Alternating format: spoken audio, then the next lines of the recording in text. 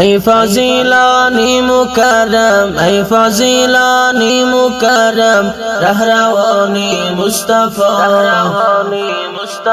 فارغی تحصیل شدین از مکتب راهی هدا، فارغی تحصیل شدین از مکتب راهی هدا. زیب و زینت دار محفل، دستاری تا تبریک از دل. مولوی امین الله جان ساسولی ای مرد خوش دل، مولوی امین الله جان ساسولی ای مرد خوش دل.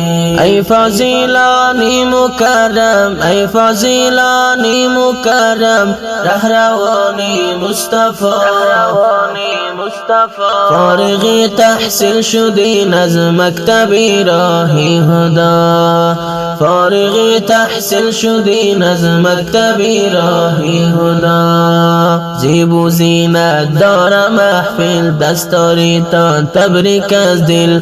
مولوی امین الله جان ساسولی ای مرد خوش دل، مولوی امین الله جان ساسولی ای مرد خوش دل. امروزی جشنی سحایی سیتا شده برگزار، محفلی دست فضیلت ببین است گلزار.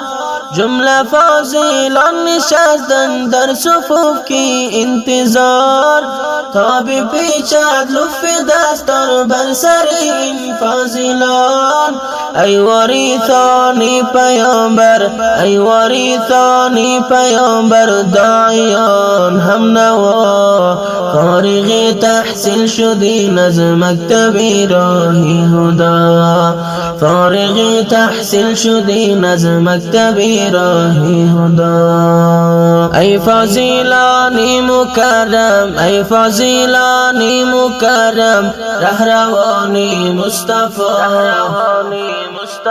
فارغ تحصیل شدین از مکتب راهی هدا، فارغ تحصیل شدین از مکتب راهی هدا. زیب و زینت دارم